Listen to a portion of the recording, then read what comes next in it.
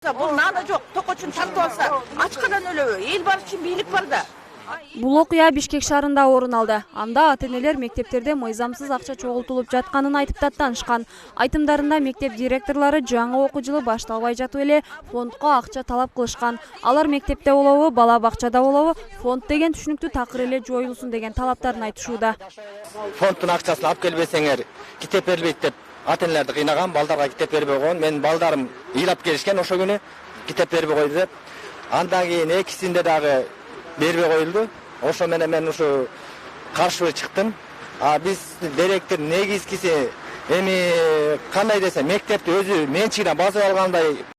Мектептердеги ар кандай фонддор ата-энелердин нааразычылыгын жаратып, бир нече жылдан бери курч маселелердин катарында. Мындан улам билим берүү жана илим министри мектеп жетекчилерине коомдук бирикмелерге мектеп фонддоруна акча чогултууга тыюу салган буйрук чыгарды. Анда ата-энелер мектеп үчүн чогулткан каражатка мугалимдердин кийлигишпөөсү айтылат.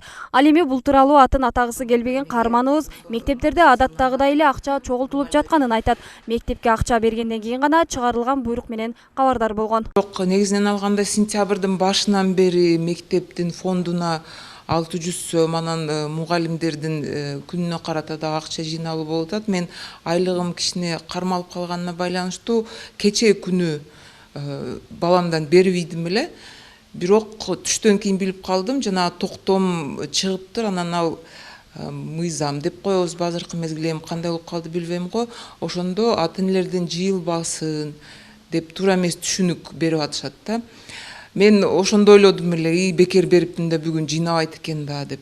Бирок кийин байкасам, ал мыйзам баягы токтом ата-энелер жыйнасын. Бирок администрация, мектептин администрациясы жана мугалимдер ошого аралашпасын деген жери бар экен. Ал эми бул арада айрым ата-энелер мектептерде акча чогултулса, максаттуу иштетсе болот дешет. Эми эжекелерине мындайга деп атат, андайга деп атат деп акча алат. Керектүү нерсесине чогултса билбейм дагы. Толсо топтолуш керек, бирок эми чеги менен да бардык нерсечи. Шаардык билим берүү башкармалыгы да бул буйруктун негизинде иш баштоонун алдында турушат, бирок алар өз ыктыяры менен мектепке жардам берүү максатында акча чогулткан ата-энелер бар экенин жана аларга каршы эместигин билдирет. Болгону чогулган каражатты туура пайдалануу жагы каралып жатат дейт. Ошон үчүн биз мугалимдерге эскертип атабыз буйрукта. Кармаба, аралашпа, ал ата-эненин чөнтөгүндө акча болуп атпайбы? Ата-эне кандай кылып пайдаланат, иштетет, ал өзүнүн иши да. Бирок мыйзамда жазылган, мектепке жардам бергиле, эгерде колуңардан келсе, добровольный, каалоочуларга деп атат. Ал жерде эч кимдей зорлуктарга катышы. Ал эми буга айрым серепчилер ата-энелердин өздөрү акча чогултканына макул эмес. Аны кандайдыр бир системдүү кылып иштеп чыгуу зарылдыгын белгилешет. Мугалимдердин кийлигишүүсүнө тыюу салынганы менен аны жөнгө салуу татаалыраак болушу мүмкүн. Ата-энелер акчаны атайын терминалдарга гана салып, ачык айкындуулукту камсыз кылуу үчүн адистер атайын автоматташтырылган программаны иштеп чыкса болорун айтышат. Мында ар бир ата-энеде каражаттын кайда жумшалып жатканын онлайн көзөмөл жүргүзүү мүмкүнчүлүгү жаралмак. Жок, мен бул жерде ата-энелер дагы чогултканы туура деп эсептебейм да. Мен айтып атам, бул деген фонд жоюлуп кетти деген түшүнүк эмес.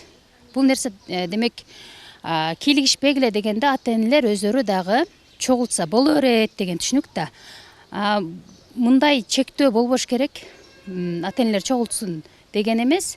Менин оюмча буну бирдиктүү эле ушундай чогултулат деп атайын мектеп үчүн счет ачылып, ошондо анан кийин атайын каржыланган, эмнеге каржылангандыгын аныктасак болот деп атам да. Анан ата-эне чогултат дегенге дагы мен каршымын. Себеби бул буйрукта балким ар түрдүү пикирлер дагы эле боло берет, эл арасындачы жайыла берет деп ойлойм.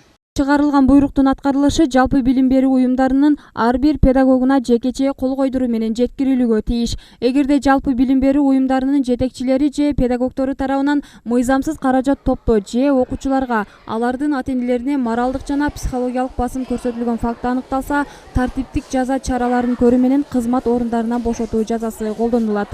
Мимоза Жаныбек кызы, Бексултан Абиев, Ынтымак.